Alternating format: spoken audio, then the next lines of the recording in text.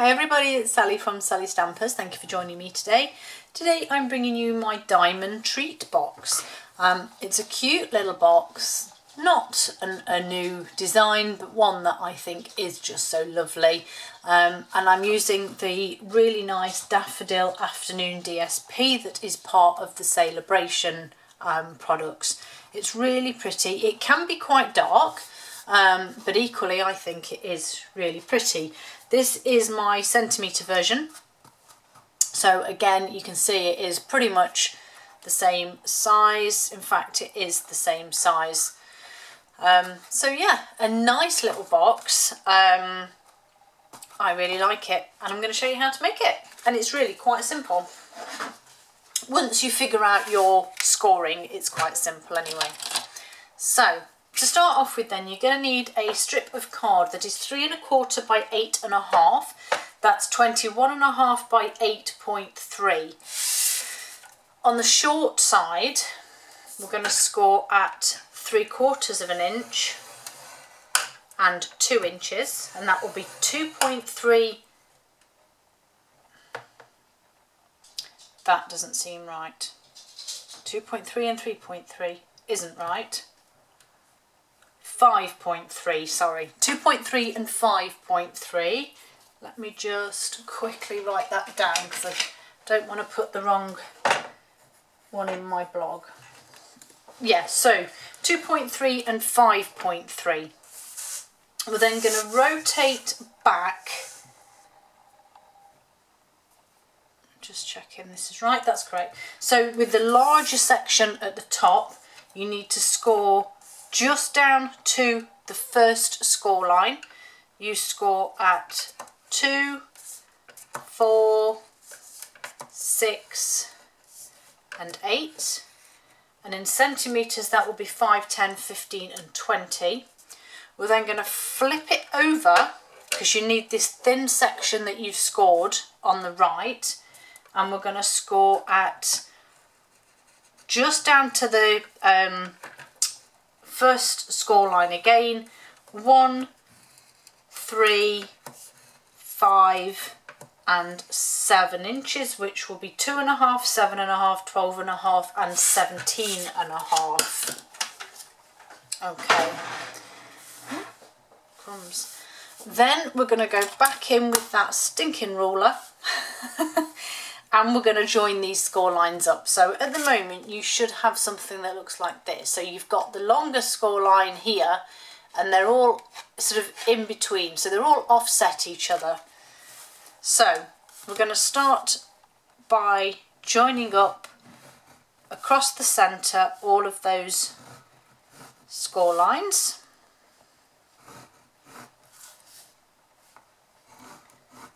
And then we're going to go back the other way.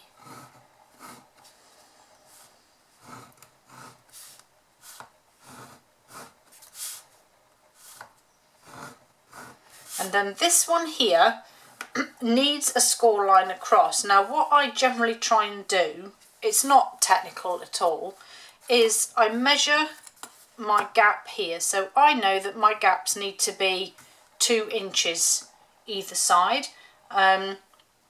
So I kind of just mark on my grid paper or put my scoring tool where it needs to be and just finish off that one there. Okay, so you should now have this going on. Fold and burnish the horizontal score lines.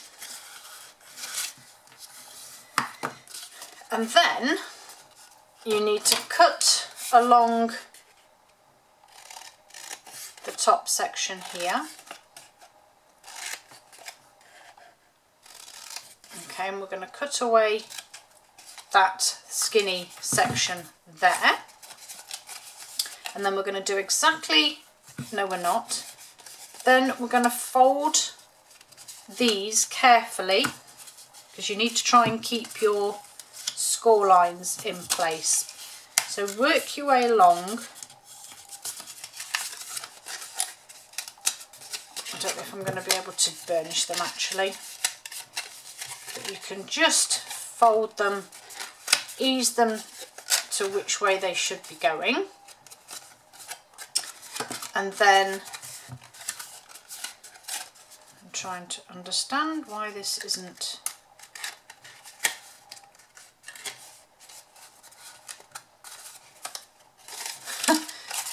Bear with me just one moment because I'm having a moment here. There we go, that's it. So yeah, so you'll bend it round and then, that's right. That's right.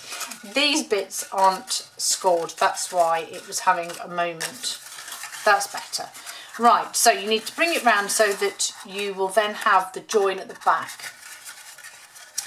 So to adhere this together, you will see that you just need a thin strip on this side, and I found the best way to do that was to use my wet glue and just put a thin strip on there and a thin strip on here, and then when you bring these together, and if it helps just to put those parts of the base together, it doesn't matter how because they're not adhered, then you can tuck this under and over, and you will then see excuse me, as long as you line up the top, make sure it's not dipping or wonky,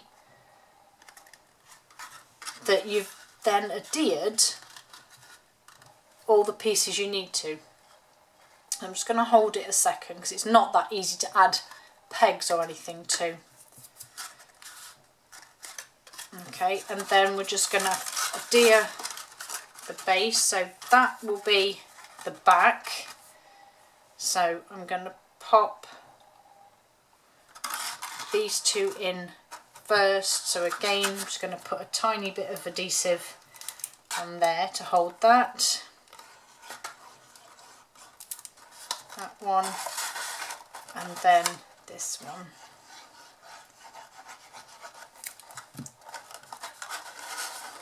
And then you can just flip it over and press the bottom in there.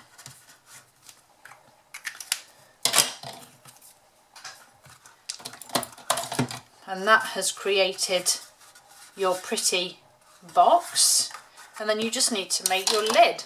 So I have some more of the gorgeous Daffodil Afternoon DSP. This is 3.5 by 3.5, 9 by 8 by 9.8.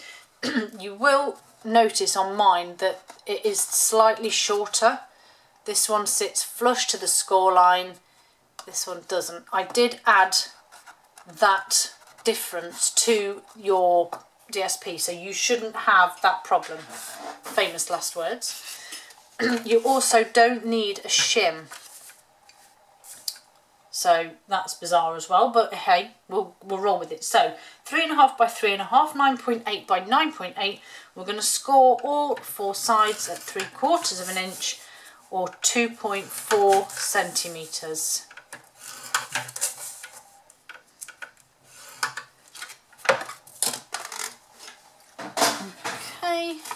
And this luckily is just a basic lid, which is nice. And then we're just gonna, that seems to be the way the pattern runs, so we'll go this way. Just wedge all of those four corners.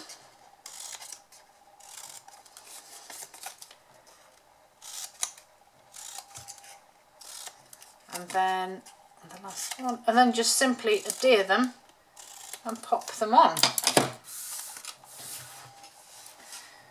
Okay, so just use some of my seal on these. Whoops. So, yes, that's got some on there.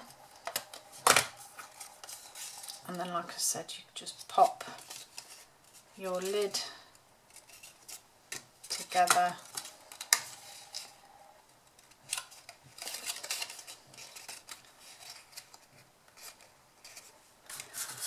pop it on to your box.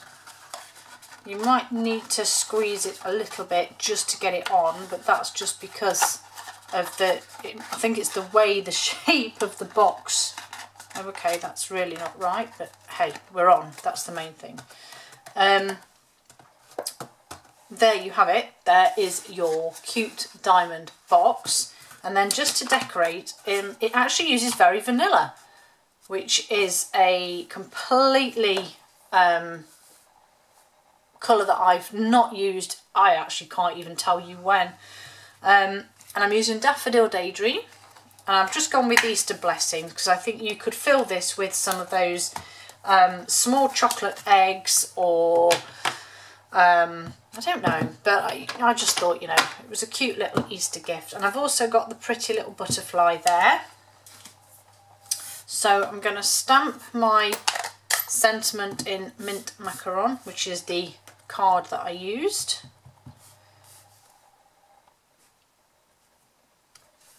Just so.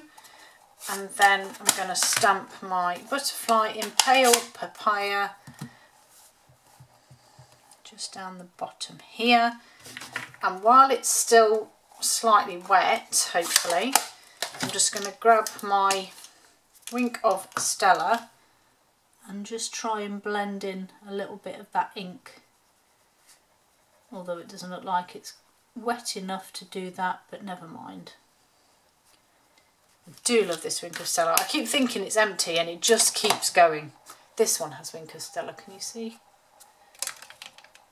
I don't know if you can see it, but oh, there we go. Super pretty. Okay, so let's trim my sentiment.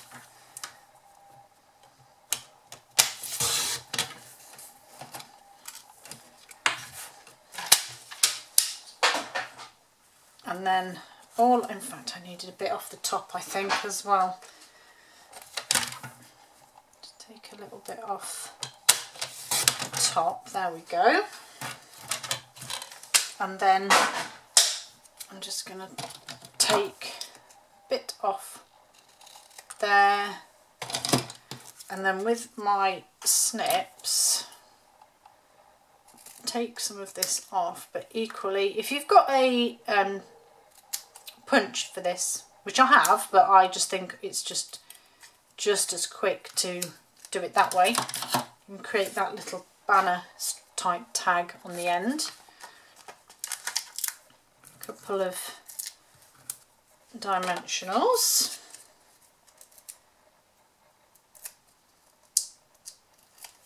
Don't forget, we don't have long left of sale-a-bration. It's only till the end of this month. We have amazing products, an amazing joining offer. Go and have a look on my website, on my blog. It's all there. And yeah, have a look, see if it intrigues you. You don't have to do videos. You can just buy the products for yourself at a discount, or if you want to do videos, then that would be fabulous. Whoops, wobbly die then. Okay, so tulip dies that coordinate, and obviously cut out that little butterfly. There are actually two butterfly dies that I noticed in here, because there are lots of dies. There's a little tiny one here as well, so you could potentially layer them, maybe. I don't know. Haven't got to that part yet.